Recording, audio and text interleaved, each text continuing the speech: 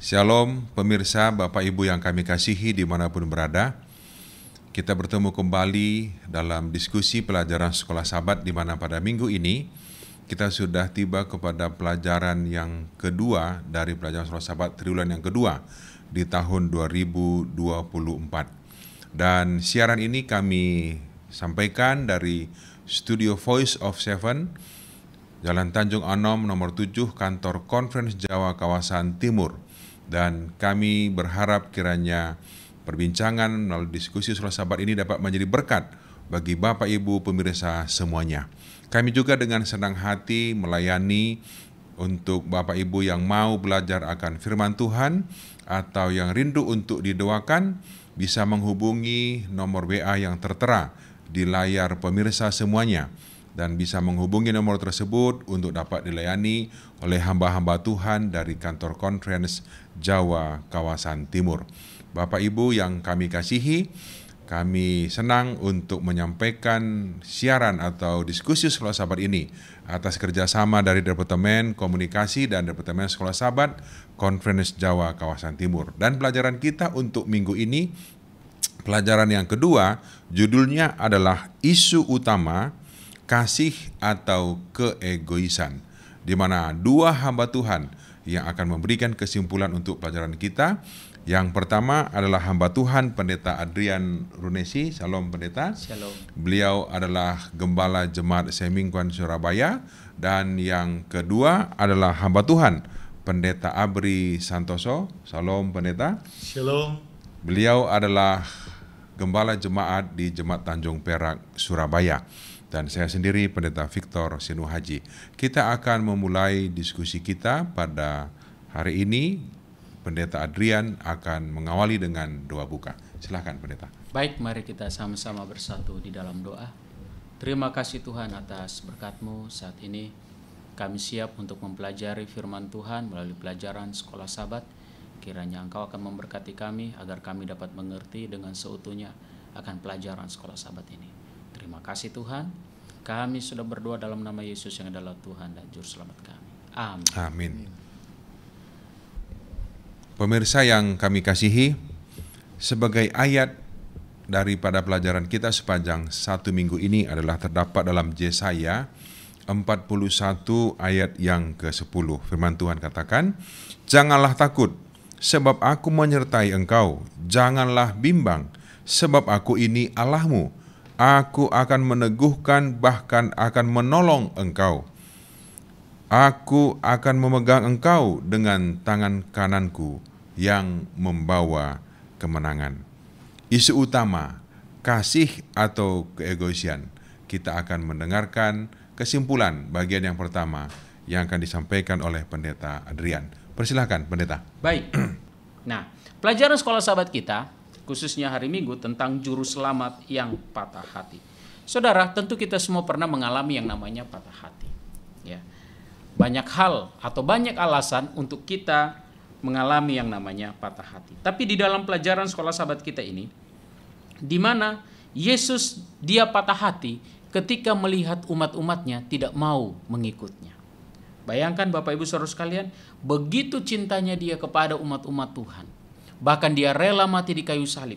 Tetapi ketika orang-orang tidak mau mengikut dia, tidak mau menghargai akan keselamatan itu, disitulah Yesus itu sedih. Saudara ingat waktu Yesus dia mati di kayu salib, dia menangis. Ya, sebenarnya apa yang membuat dia sedih pada saat di kayu salib? Apakah karena dia sudah mau mati? Apakah karena dia tidak bisa menurunkan dirinya dari kayu salib? Dia bisa lakukan semua itu.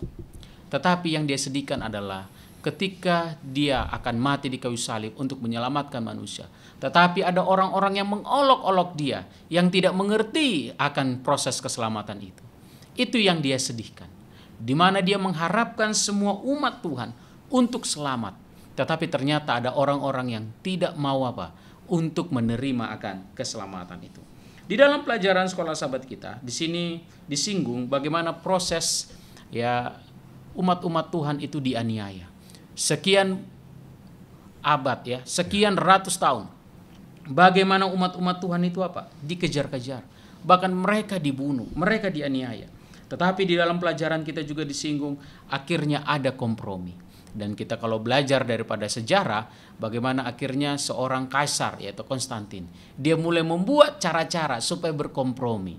Akhirnya semua orang mulai mengikut akan gerakan-gerakan untuk menentang akan hukum Allah. Bapak Ibu Saudara sekalian, manusia selalu diberikan pilihan. Nah, ini yang menarik. Manusia selalu diberikan pilihan. Pelajaran kita minggu lalu, bagaimana kita belajar ketika Tuhan menciptakan Adam dan Hawa di Taman Eden. Tuhan memberikan pohon pengetahuan baik dan jahat. Itulah menandakan bukti bahwa manusia itu diberikan apa? Diberikan pilihan, kebebasan memilih. Tetapi yang terjadi adalah ketika manusia ini berabad-abad, ya, mereka dianiaya. Ternyata ya banyak juga mereka memilih, karena kebebasan memilih itu mereka memilih untuk tidak mengikut Tuhan. Nah, pelajaran sekolah sahabat kita juga menyinggung, walaupun umat-umat Tuhan pada saat itu mereka dianiaya berabad-abad, tetapi Tuhan selalu melindungi mereka. Ini yang menariknya. Walaupun manusia itu dia dianiaya, tetapi Tuhan akan selalu melindungi umat-umatnya. Nah, makanya segala sesuatu yang ada di dunia ini, Bapak Ibu Saudara sekalian, itu oleh karena apa? Kedaulatan Tuhan. Ya. Apapun yang terjadi kepada kita, semua itu atas seizin kehendak Tuhan. Maka ajakan bagi kita dari pelajaran ini adalah kita tidak usah takut. Kita tidak usah ragu akan bukti penyertaan Tuhan dalam kehidupan kita. Meskipun kita harus mengalami aniaya, kita harus tetap takut akan Tuhan. Tetapi yang saya mau ingatkan, saya mau sampaikan adalah yang perlu kita waspadai, patut berhati-hati adalah ketika setan menggunakan kompromi.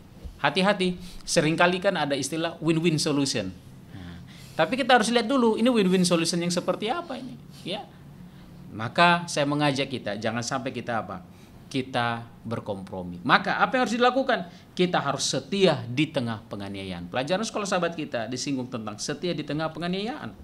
Di mana para murid, ya, murid mula-mula, mereka menghadapi ancaman, mereka menghadapi pemenjaraan, mereka menghadapi penganiayaan, dan mereka menghadapi kematian, bahkan kematian. Tapi mereka tetap setia sama Tuhan. Bahkan di dalam pelajaran ini disinggung bahwa murid terakhir yang mati adalah siapa? Yohanes. Yohanes dia meninggal di akhir abad pertama, ya. Tetapi dia tetap memegang obor kebenaran firman Tuhan untuk memberitakan akan firman Tuhan, ya. Dan ini dibuktikan oleh sejarah-sejarah Romawi. Bagaimana Yohanes adalah seorang murid yang tetap setia. Dan saudara tahu bagaimana pelajaran Alkitab yang kita pelajari semua, ya. Kita lihat bagaimana tulisan hamba Tuhan Yohanes begitu sangat-sangat untuk mempersiapkan kita, khususnya di akhir zaman ini. Nah, inilah yang terjadi. Selain kompromi, pelajaran kita menyinggung bahwa ternyata ketika umat-umat Tuhan sudah tidak bisa lagi dianiaya, bahkan kompromi pun sudah mungkin tidak mempan, mulailah masuk dengan ajaran-ajaran tahayul. Ajaran-ajaran, oh hati-hati ada setan di sana, oh ini.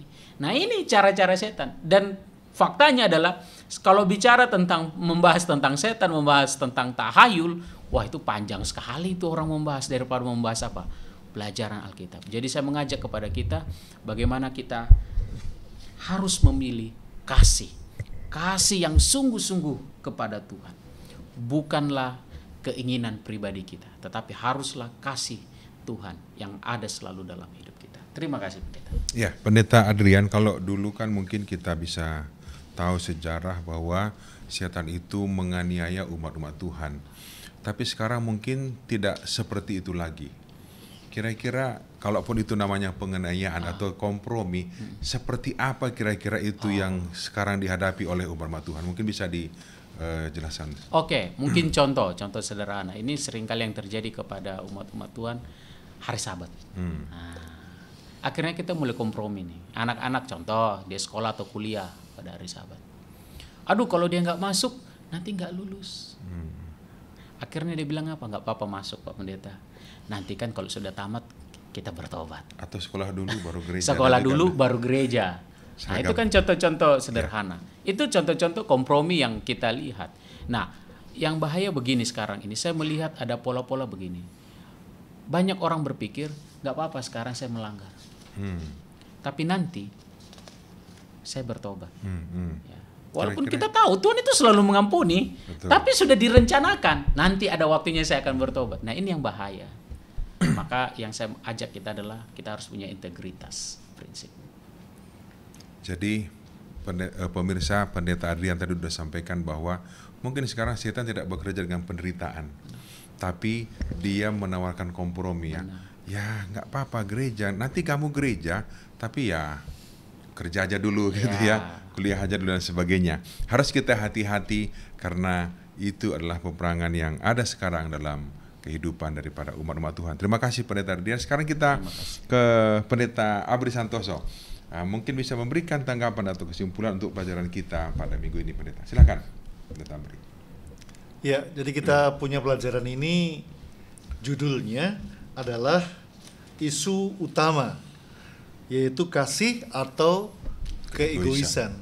Sebenarnya untuk serangan setan, baik itu kekerasan maupun kompromi, kalau kita punya kasih, lewat itu semuanya.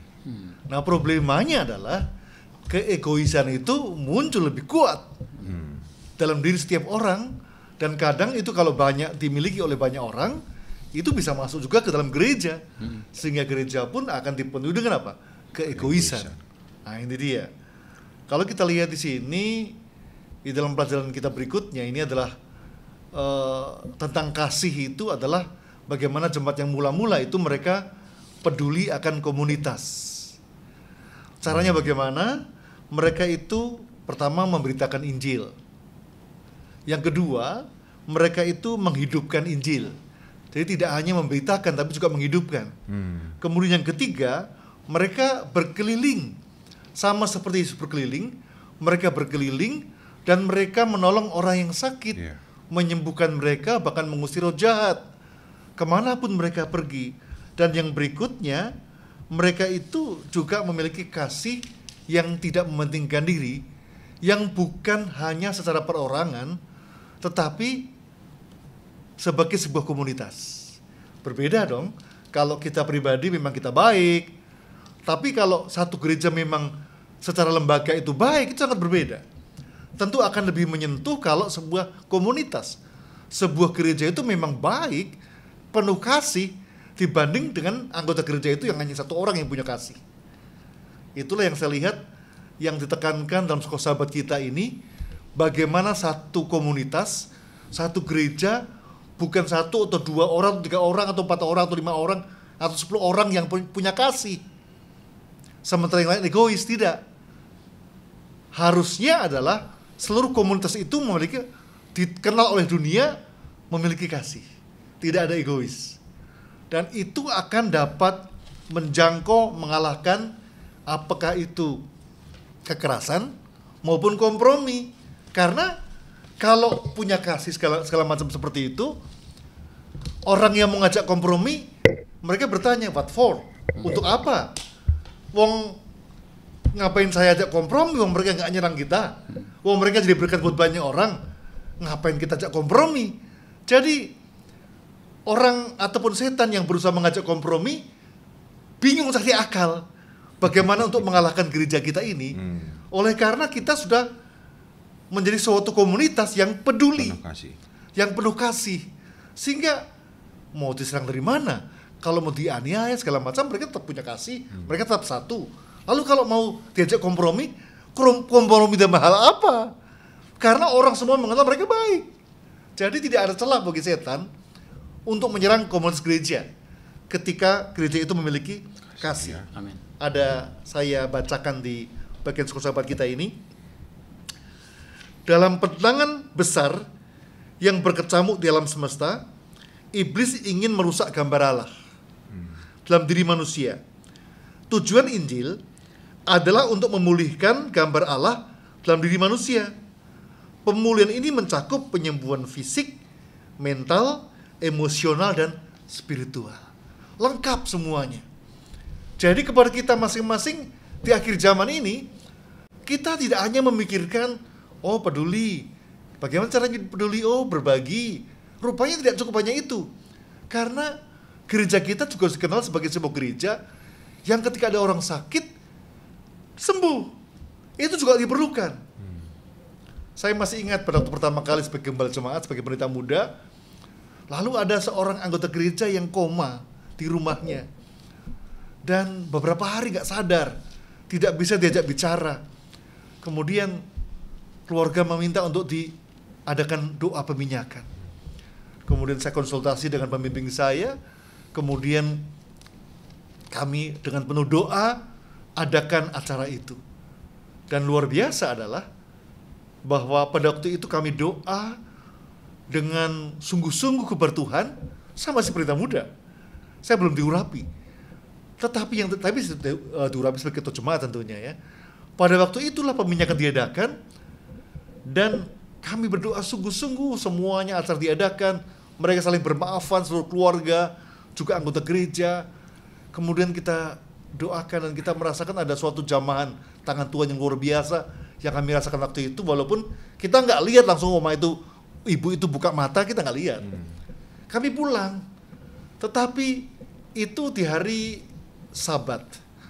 Hari Rabu, anggota keluarga itu telepon, pendeta, boleh datang lihat mak kita ini, dia sudah mulai buka mata. Kami saksikan dia sudah mulai buka mata, dan tidak hanya buka mata, sudah duduk dia. Dan saya ajak ngobrol, dia bisa ngobrol. Sementara beberapa hari sebelumnya itu terbaring, terbujur kaku, tidak bisa ngapa-ngapain. Dan luar biasa, hari Sabat itu adalah berikutnya dia udah gereja. Hari Sabat itu, Sabat berikutnya, dan Tuhan tambahkan masih umur 17 tahun lagi. Amin. Itu adalah namanya Mak Tonah. Itu saudara dari Pak Beni Tanjoyo, jemaat di Ponorogo. Dan berita itu dilihat, kejadian itu dilihat oleh ada anggota keluarga di situ, yang dia tinggal di dekat situ dan dia menyaksikan semuanya. Dia bukan anggota gereja kita. Apa yang terjadi? Sekarang yang menyaksikan itu, yang bukan anggota gereja itu, sekarang sudah menjadi anggota gereja kita. Amin. Bahwa ada kuasa mujizat Tuhan yang Tuhan berikan bagi kita, yang tidak bisa ditembus oleh setan. Itu dalam satu kuasa doa, di mana Tuhan yang punya kuasa. Di sisi lain adalah kita juga dapat menggunakan tenaga medis ataupun pengetahuan medis dan juga pengetahuan yang hamba Tuhan tuliskan. Kita mendapatkan semuanya dari tulisan hamba Tuhan nubuat, dan ketika kita praktekkan itu rupanya memberikan kesembuhan. Dan kami sudah mempraktekannya, istri saya mempraktekannya, kami melayani beberapa orang dengan New Start, orang yang stroke, puji Tuhan, dalam kurun waktu ada yang 1 bulan sembuh total. Sampai hari ini. Nggak tahu pendeta Victor kenal adiknya ibu pendeta, istri saya, Elizabeth, kenal nggak? Pernah. Itu masih muda. Itu sempat stroke.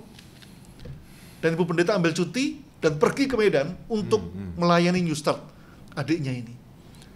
Dan terus dilanjutkan kemudian dalam waktu kurang lebih 2 bulan dia sudah bisa berjalan, sudah bisa berdiri, sudah bisa melompat-lompat, sudah bisa menjahit sampai hari ini. Dan banyak orang pesan jahitannya, dan sekarang melayani bersama suaminya sebagai ketua jemaat di jemaat veteran sampai hari ini.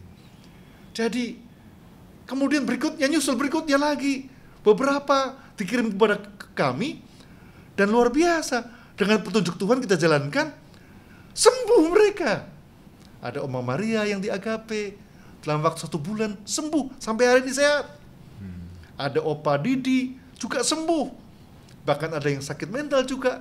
Puji Tuhan, keluarganya sampaikan, kalau dia mau masuk gereja Bapak, nggak apa-apa, silakan Bapak. Puji Tuhan, yang sakit mental pun juga sembuh, sehat, dan kami bisa berkomunikasi. Itu tidak bisa ditembus oleh setan. Jadi kasih itu adalah norma komunitas Kristen di abad pertama, dan itu warisan yang terus dilanjutkan agar kita miliki sebagai sebuah gereja. Kalau kita lihat di sini dalam kisah yang kita dapatkan, bahwa Tertulian dia menuliskan ini, perbuatan-perbuatan kasih yang begitu mulia, itulah yang membuat banyak orang memberikan merek kepada kita. Lihatlah, kata mereka, bagaimana mereka saling mengasihi. Jadi kalau gereja saling mengasihi, peduli, ada mujizat, memberikan kesembuhan, fisik juga, maka itu menjadi merek. Sehingga akhirnya Tertullian pun mencatat itu merek orang Kristen. Dan akhirnya mereka datang beramai-ramai. Entah itu kekerasan, entah itu kompromi, tidak berhasil menembus ketika sebuah komunitas dipenuhi dengan kasih dan peduli kepada sesama untuk kesehatan fisik, rohani, dan semuanya. Mungkin itu pendeta. Ya, terima kasih pendeta. Jadi bila mana umat-umat Tuhan menerapkan kasih satu sama lain, saling menguatkan, setan susah untuk masuk. Kenapa begitu? Betul, amin, ya? amin, Oke. betul. Tapi kan pertanyaannya itu kan idealnya ya. Iya. Tapi kan dalam kenyataan ya mungkin berbeda dengan pada zaman Yesus dulu, mereka memang seperti itu. Iya. Tapi sekarang mungkin itu sudah terkikis dan mungkin hanya tinggal sedikit saja pendeta. Bahkan selain daripada kurangnya kasih di tengah-tengah umat Tuhan, bagaimana juga banyak penderitaan yang pasti kita alami. Pelajaran kita bertanya begini, sering kita menyalahkan Tuhan, mengapa kami umat Tuhan yang setia ini kok menderita? Kan begitu ya? Iya. Apakah umat Tuhan itu tidak boleh menderita pendeta? Kira-kira bagaimana? Mungkin bisa memberikan tanggapan. Ya, terima kasih pendeta. Kita bersyukur bahwa pernyataan itu bukan menyatakan selalu orang yang setia sama Tuhan menderita. Kita bersyukur untuk itu. Ya. Kadang-kadang. Jadi kadang-kadang Tuhan izinkan. Itu kalimatnya kan seperti itu. Tapi bukan selalu, tapi kadang-kadang Tuhan izinkan. Dan tidak semua juga. Ada gitu penganiayaan, ada penderitaan kita alami. Kadang-kadang. Demi kemuliaan nama Tuhan, kadang-kadang Tuhan izinkan. Tetapi yang paling pasti adalah keyakinan kepada orang yang menderita itu bahwa kasih Tuhan tidak pernah putus. Itu yang paling penting. Mungkin saja ada banyak penderitaan yang kita alami, tetapi kalau dia yakin bahwa kasih Tuhan itu tidak pernah ada habisnya untuk dia, maka dia akan terus membara. Dia terus punya pengharapan, sehingga apapun yang terjadi, bahkan penderitaan, kesusahan Tuhan izinkan itu tidak akan membuat dia susah. Mengapa kadang-kadang? Karena Tuhan, seperti contoh di tahun 70 Masehi, ketika Tuhan izinkan Yerusalem dihancurkan. Ketika pada bulan April 2 tembok dijebol, kemudian pada bulan Agustus tembok yang ketiga juga dijebol, bahkan dibakar itu bait suci, dan dicatat bahwa ada 1 juta jiwa tewas dan 100.000 orang ditawan pada waktu itu. Tetapi yang patut diingat juga adalah dicatat bahwa tidak ada satu orang pun Kristen yang menderita pada waktu tahun 70 itu. Kenapa? Karena Tuhan sudah katakan, waktu berdiri sang pembina sekeji itu di bait Allah, segera tinggalkan kota.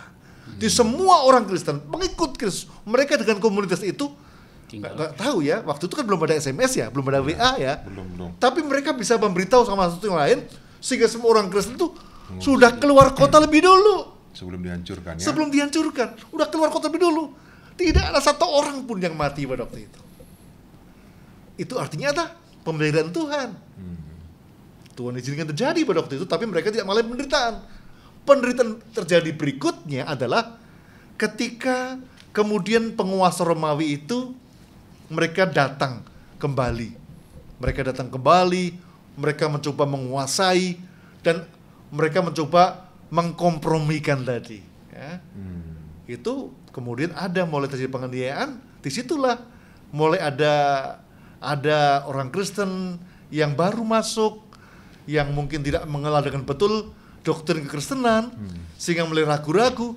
Sehingga kita membaca dalam kitab Perjanjian Baru juga, dalam tulisan Paulus, ada banyak pertentangan. Contohnya tentang makanan yang habis dipersembahkan kepada berhala, tentang hal yang lain. Mereka pertanyakan, karena memang itu berasal dari orang-orang Kristen yang baru masuk.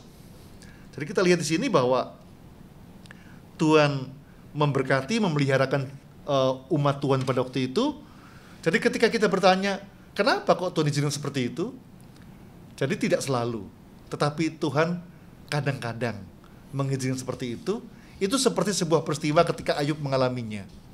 Bayangkan Ayub, siapa yang berbuat kejahatan itu? Penderitaan buat Ayub, apakah Tuhan? Tidak. Semuanya setan. Agar Ayub dan semuanya menuduh Tuhanlah yang kejam. Tetapi Tuhan izinkan, karena Tuhan tahu kapasitas Ayub. Bahwa Ayub percaya bahwa Tuhan peliharakan dia. Dan hasilnya adalah semua memuji Tuhan, dan Ayub tetap setia, dan akhirnya dikembalikan semuanya.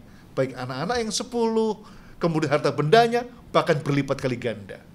Jadi ketika kita berpikir kenapa Tuhan izinkan kita mengalami seperti ini, padahal kita setia kepada Tuhan, adalah jangan pernah lupa bahwa kasih Tuhan tidak pernah terputus. Tuhan masih mengasihi kita, bahkan ketika kita diizinkan mengalami penderitaan. Karena Tuhan akan tolong kita melewati semuanya itu. Jadi kalau kita alami itu, sebuah kata-kata kita boleh ucapkan, terima kasih Tuhan, aku dipercaya punya iman seperti Ayub. Dan aku bersama dengan Tuhan dapat melewati itu semuanya. Jadi kalau kita diizinkan mengalami penderitaan itu artinya apa? Sebuah kepercayaan dari Tuhan kepada kita. Begitu pendeta. Bukan Tuhan meninggalkan kita. Bukan Tuhan tidak mengasihi kita. Bukan, ya. iya. Oleh karena kasihnya diizinkan Amin, untuk menguatkan amin. iman kita. Iya. Jadi kita senang untuk mendapatkan pelajaran pada minggu ini, pemirsa semuanya, bagaimana isu utama. Itu tadi pelajaran kita kan. Iya. Isu utama adalah kasih. Kalau kita sudah menerapkan, menghidupkan kasih yang Tuhan berikan kepada kita, terlebih dalam jemaat kita, maka setan pun akan susah masuk, begitu ya. Amin. Kalau kita memiliki kasih kepada sesama dan kepada Tuhan, kita tidak akan kompromi, Pendeta Adrian ya. Benar. Tidak akan kompromi dengan Tuhan toh. Kita akan tetap berjalan dalam jalan kasih Tuhan. Jadi sudah kita bisa mendapatkan berkat dari pelajaran kita ini. Kalaupun ada penderitaan, bukan Tuhan tidak mengasihi kita. Dan kalau kita sudah saling mengasihi Tuhan dan sesama, maka kita tidak akan berkompromi dengan siapa? Dengan setan dan juga dengan dunia. Kita akan tetap berjalan bersama dengan Tuhan. Terima kasih Pendeta Adrian, terima kasih Pendeta Abri atas kesimpulan yang diberikan untuk pelajaran kita, pelajaran yang kedua untuk triduan ini. Dan terima kasih pemirsa yang sudah menyaksikan siaran pada saat ini, dan kiranya dapat menjadi berkat bagi kita semuanya atas pertolongan Roh Kudus Tuhan yang bekerja dalam hati kita masing-masing. Kita akan mengakhiri pertemuan kita. Pendeta Abri akan mimpin dalam doa. Baik, kita berdoa. Tuhan Allah Bapa kami di sorga, terima kasih bersama dengan Pendeta Adrian Nurunisi dan Pendeta Victor Sinuaji, kami boleh berdiskusi pekabaran yang indah tentang isu utama kasih atau keegoisan. Dan kami boleh melihat bagaimana usaha yang besar setan lakukan untuk melemahkan umat Tuhan dengan cara penderitaan, penganiayaan, dan segala macam cara agar umat Tuhan melupakan Tuhannya. Bahkan ketika tidak berhasil dengan kekerasan, maka setan juga menjalankan usaha kompromi yang kelihatan seperti berdamai, tetapi disitulah cara setan yang paling ampuh yang dapat digunakan melemahkan iman orang-orang Kristen. Tetapi puji Tuhan, melalui pelajaran pada saat ini, kami boleh mendapatkan pelajaran yang indah bahwa ketika umat Tuhan, bahkan secara komunitas, secara kebersamaan, kami dilingkupi oleh kasih Tuhan, dijauhkan dari segala macam keegoisan, bahkan dilengkapi dengan kuasa-kuasa mujizat, bukan hanya memberitakan Injil, tetapi juga menghidupkan Injil. Bahkan kami mencari banyak orang yang boleh mendapatkan pertolongan menghadapi sakit penyakit yang mereka alami, dapat dibebaskan dari segala sakit penyakit dunia ini, dan dapat dipulihkan jasmani, bahkan rohaninya. Maka kami percaya, dengan demikian seluruh umat Tuhan akan diberkati Tuhan, dan setan akan kebingungan oleh karena tidak punya celah sedikit pun untuk dapat merusakkan iman kami. Bapa di surga, terima kasih jikalau firman Tuhan yang kami pelajari ini akan boleh membekas dalam diri masing-masing kami, seluruh umat Tuhan, sehingga setiap komunitas, setiap jemaat umat-umat Tuhan akan mempraktekkan kasih ini, dan ketika menghadapi apapun, baik keadaan susah maupun senang, tetap selalu mengingat bahwa Tuhan tidak pernah meninggalkan kami.